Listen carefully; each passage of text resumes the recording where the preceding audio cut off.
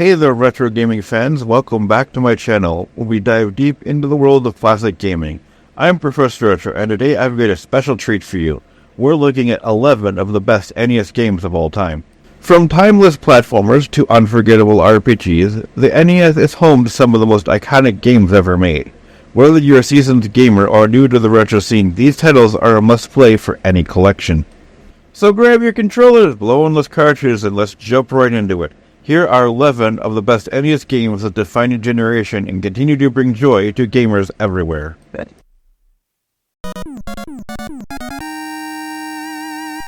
Starting at number 11 with Mega Man 6. First released in Japan, November of 1993, and in March of the following year by video game giant developer Capcom for the NES. It was the final installment of the franchise to be released for the NES using the same game mechanics from the previous 5 installments. In Mega Man 6, Dr. Wily is up to his old tricks, but this time he's disguised himself as Mr. X, a mysterious figure who hosts a global robot tournament. Our Blue Bomber hero sets off to defeat 8 new robot masters, each with their own unique stages and powers. Now for the Robot Masters. In the 6th installment, you face a whole new roster including Blizzard Man, Wind Man, and Flame Man, each with their own stages and unique challenges. One of the standout features of this game is the intricate level design, which offers multiple pathways and hidden secrets. Another exciting addition to the game is the expanded role for Rush, Mega Man's faithful robot dog. Rush can now transform into 2 different suits, the Jet Man and the Power Man. The Jet suit allows Mega Man to hover and reach higher platforms, and the Power suit gives him an extra strength to smash through barriers. This adds a whole new layer of strategy to the gameplay and encourages exploration. Visually, Mega Man 6 pushed the NES to its limit. The game features very vibrant colors, detailed sprite work, and smooth animation that showcases what the 8-bit console was capable of back in its time. And let's not forget the music. Mega Man 6 does boast a fantastic soundtrack that keeps you pumped up and ready for action.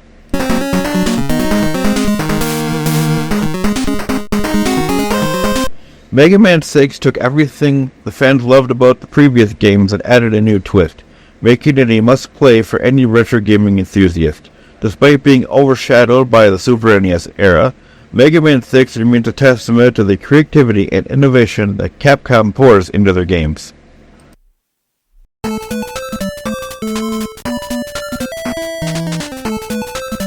On the number 10th spot, we have another Capcom game. This one based off the hit cartoon series of the 90s, Darkwing Duck. In 1992, Capcom brought Darkwing Duck to the NES, delivering an action-packed platformer that captures the spirit of the show. Jumping on the back of their successful Disney titles like Ducktales and Chip 'n Dale Rescue Rangers, Capcom had a reputation to uphold, and boy did they deliver. Darkwing Duck is a side-scrolling platformer similar to the Mega Man franchise, where players control the titular character Darkwing Duck as he battles through 7 crime-ridden levels, and that is no surprise since some of the people who worked on Mega Man also worked on Darkwing Duck. As Darkwing Duck, you start out with a signature gas gun that can fire different projectiles you find along the way. And this game storyline is in no way linear. You can choose what stage you want to go to, like one of my favorite NES titles, Clash of Demon's Head. Darkwing Duck also excels in its presentation. The graphics are bright and colorful, capturing the cartoonish charm of the television series. The character sprites and backgrounds are detailed, making each level feel more live and vibrant. And let's not forget the music. The soundtrack is catchy and energetic, perfectly complementing the action on the screen. Each track is memorable, adding to the overall enjoyment of the game.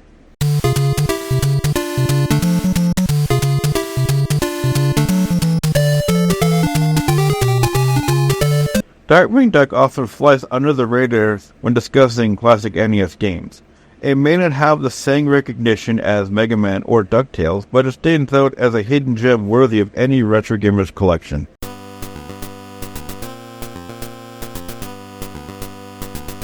Coming fast at number 9 is Metroid, which was first released in Japan in August 1986, and on August 15th, 1 year later here in the States. Metroid was developed by Nintendo's R&D1 and produced by the legendary Gunpei Yokai. It introduced players to a new genre that combined action platforming with an open-world exploration, often referred to as Metrovania. You play as Samus Aran, a bounty hunter on a mission to retrieve the stolen Metroid creatures from the space pirates of Planet Zebeth. The game is known for its non-linear gameplay, atmospheric music, and groundbreaking plot twist.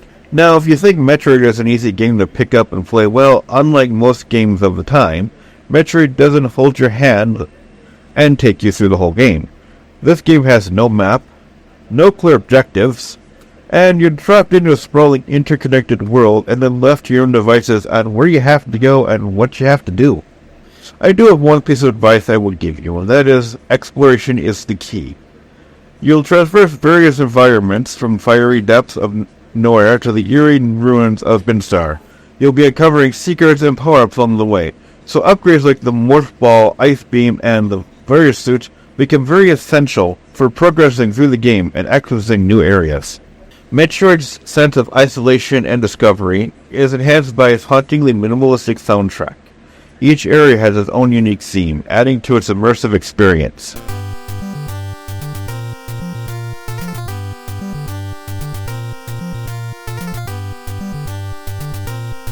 And if you play games like Shovel Knight and Axiom Verge, and even the classic Castlevania, and you heard them all called Metroidvania type games, well, Metroid is one of the reasons for that title. The other is, of course, Castlevania. If you haven't played the game yet, well, I'm going to issue a spoiler alert here.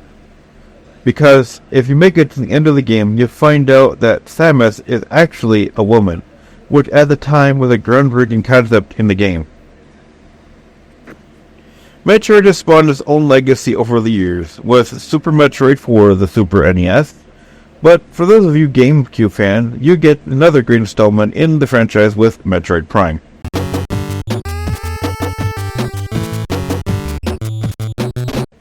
Coming at us, the number 8 spot is what I like to call one of the hardest two-player NES games ever made, Battletoads. Released by Rare in 1991, Battletoads has gained a legendary status for its fun gameplay, unique characters, and very brutal difficulty. The game follows the adventures of 3 anthropomorphic toads named after skin ailments, Rash, Zitz, and Pimple. The game kicks off with a distress signal from Princess Angelica, who apparently has been kidnapped by the evil Dark Queen. It is up to the Battletoads to save her and defeat the Dark Queen's minions. Sound simple? Well, not exactly. The gameplay is what happens when you mix the beat-em-up style of games like Double Dragon with a platformer. Each toad has their own unique moves and abilities, making the combat both varied and satisfying. The game throws everything at you, from standard brawling levels to the notorious and often rage-quitting Turbo Tunnel, where precision and quick reflexes are your best friends. Now, as I said at the start of this, I told you that Battletoads is extremely and very brutally difficult, which many gamers consider also to be one of the toughest games on the NES, and apparently rage quit. And I know, I have done this a few times playing this game back in the day.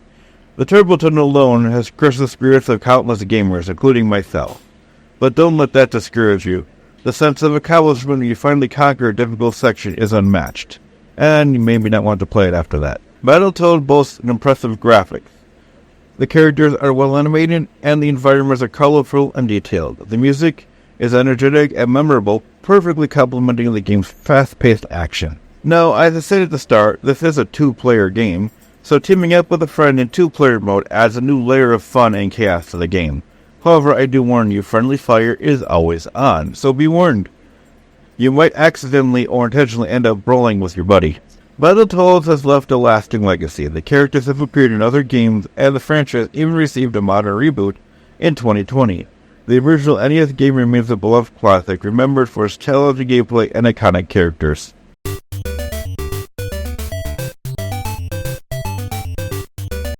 Arriving at the number 7 spot is Adventure Island 3. Released in 1992 by Hudson Soft, and often called Hudson Adventure Island 3, like the previous 2 games in the franchise, Adventure Island 3 continues the journey of Master Higgins, our fearless hero, as he sets off to rescue his beloved Tina, who has been kidnapped by aliens. Yes, you heard that right, ladies and gentlemen, aliens. This twist adds a fresh and exciting element to the game. The 8 levels, with 4 different routes each, are beautifully designed, with a variety of environments that include forests, caves, and underwater stages, where you face off against enemies from classics like snakes and spiders to new enemy threats like aliens and robots. The diverse challenges keeps the gameplay engaging and fun, all the while collecting power-ups like fruits to keep your energy up, hidden eggs for bonus items, and discovering powerful weapons like boomerangs and fireballs. These tools are extremely essential for surviving the island's many dangers. Now, if you think Adventure Island 3 is just about exploring and collecting, you are wrong, because you will have to endure some intense boss battles that will test your skills and reflexes. Each boss has its own attack patterns and weaknesses, so be prepared for some trial and error, and maybe rage quitting. Overall, though, Adventure Island 3 is a gem that combines charming graphics, innovative gameplay mechanics, and a charming yet rewarding experience. Whether you're a longtime fan of the series or a newcomer, this game is a must-play for any NES enthusiast.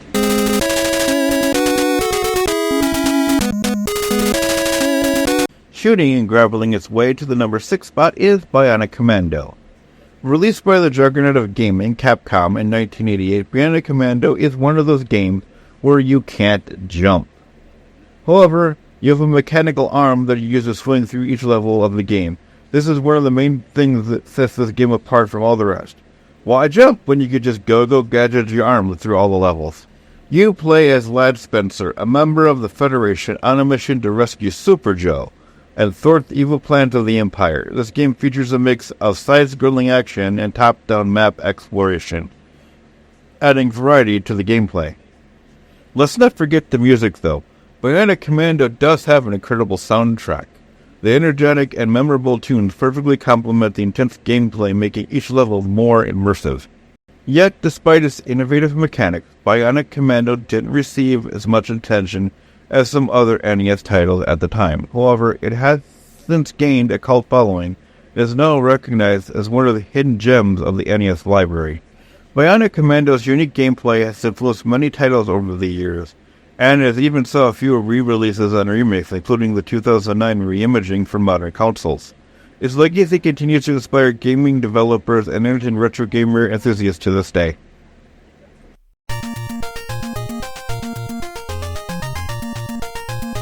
Challenging obstacles. Each chase does have a unique theme, ranging from organic alien innards to fiery volcanic landscapes. It's a visual feast for fans of the genre. Power-ups play a significant role in Life Force. You'll find familiar upgrades like speed boosts, missiles, and the iconic ripple laser. Collecting these power-ups not only makes your ship stronger, but also gives you a fighting chance against the enemy's tough bosses instead of challenges. From fiery caverns and organic tunnels to mechanical fortresses, the level design keeps you on your toes, and let's not forget the bosses. These gigantic screen-filled monstrosities are as challenging as they are visually impressive. Life Force boasts some impressive graphics. The detailed sprites, vibrant colors bring the alien environments to life. The soundtrack is equally remarkable. The intense adrenaline-pumped tracks perfectly complement the fast-paced action.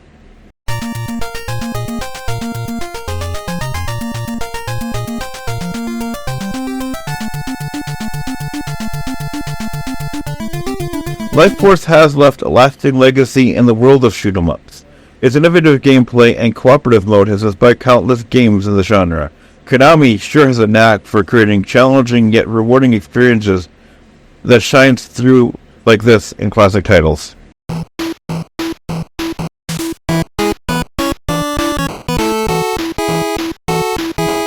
This game comes in like a hurricane at spot number 4. That's right, yet another Disney-inspired Capcom game. This one is based off of the TV show Ducktales.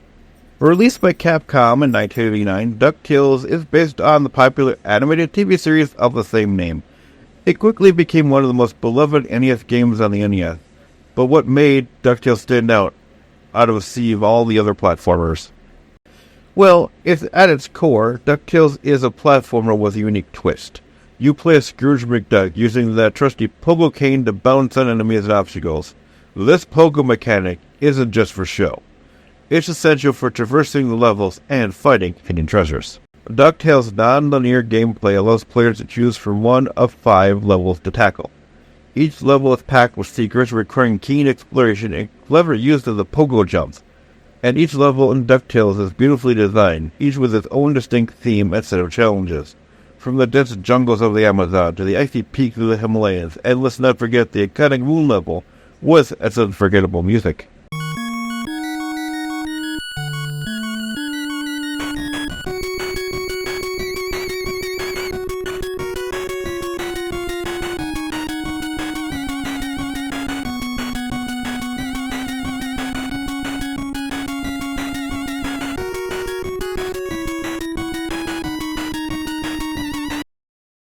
Ducktales impact. Each level is filled with a variety of enemies from simple critters to supernatural beings.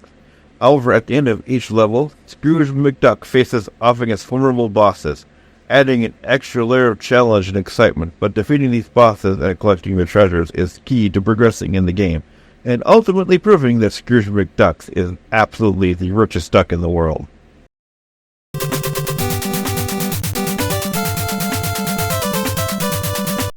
Driving in at the number 3 spot is Blaster Master. Developed by Sunsoft and released in 1988, Blaster Master starts with one of the most memorable and bizarre premises in gaming history. You play as Jason, a young boy whose pet frog, Fred, mutates after jumping into a radioactive chest, and then he escapes into a vast underground world. Jason's quest to rescue Fred leads him to discover Sophia, the Third, an incredibly versatile tank designed for subterranean exploration. From here, the game takes off, offering players a unique blend of side-scrolling, platforming, and top-down dungeon crawling. In the side-scrolling sections, you control Sophia. The tank can move, jump, and shoot in multiple directions. As you progress, you'll find upgrades like Hyper Beam and Wall 1, which will allow Sophia to climb up walls, adding layers of strategy and exploration. Now, switching things up, the game also features top-down segments where you control Jason directly. Here, you navigate through mazes, solving puzzles, and facing off against challenging bosses. This gameplay variety keeps things fresh and exciting throughout the adventure. Speaking of bosses, Blaster Master has truly memorable ones. Each boss battle requires you to learn patterns and utilize your arsenal effectively. Defeating these bosses grants you essential upgrades needed to progress through the game's interconnected world. If you think that it's all smooth sailing, well, you're wrong. Jason is quite vulnerable when he's outside of Sophia, adding a layer of tension as he switches between controlling the tank and exploring on foot, collecting power-ups like health and weapon upgrades, which is crucial to surviving the game's tougher challenges. So, if you're looking for a game that pushes your skills to limits while delivering a unique and unforgettable experience, Blaster Master is definitely worth a play.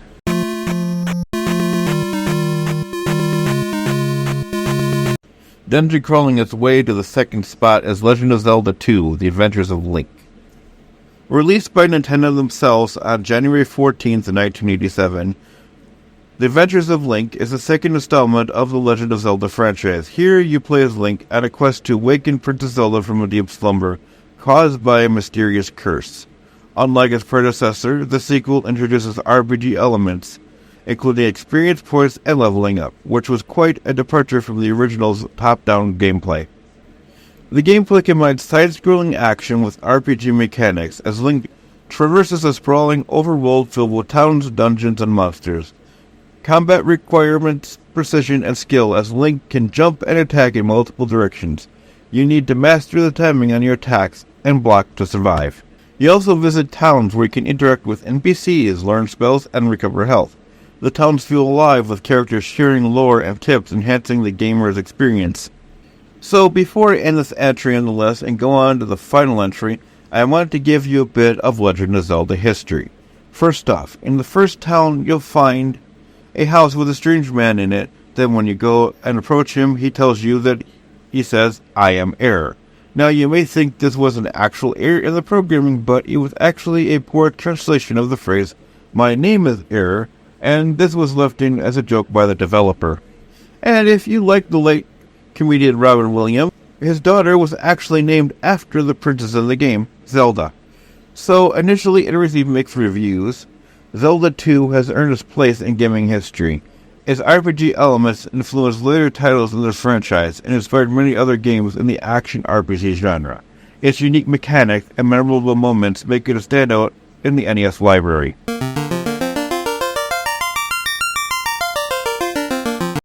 Now, the number one spot is the one game that got me into RPG games, and that is Final Fantasy. Released in 1987 in Japan and 1990 in North America, Final Fantasy was developed by Square, now known as Square Enix. Initially, it was conceived as a last-ditch effort for the company, which at the time was on the brink of bankruptcy, and it was a massive gamble that paid off in spades and changed the course of RPG genre for years to come. The story follows 4 warriors of light, each carrying a crystal representing earth, fire, wind, and water. They embark on a quest to restore balance to the world by defeating the 4 elemental fiends and ultimately confronting chaos. With its rich Final Fantasy introduced many mechanics that became staples in the genre today, including turn-based combat and character classes. Players could choose from 6 character classes such as warriors, mages, or thieves, allowing for a diverse party composition. As you progress, leveling up your characters and managing their equipment becomes crucial for defeating increasingly difficult enemies. The soundtrack features some of the most memorable tunes in gaming history.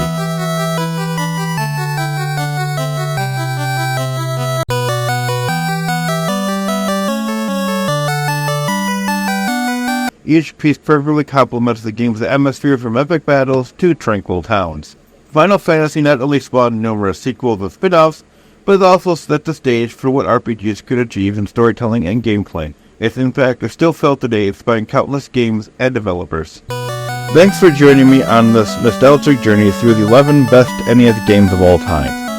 Whether you're reliving childhood memories or discovering these classics for the first time, I hope you found some hidden gems to add to your collection. If you enjoyed this video, don't forget to hit the like button and subscribe for more retro gaming content just like this. Let me know in the comments which NES games are your favorite. I'd love to hear your thoughts. And remember, the adventure doesn't have to end here. Check out all my other deep dives and specific titles, hidden gems, and gaming tips. Until then, I'm Professor Retro saying keep your console plugged in, your controllers turned on, and peace out and game on.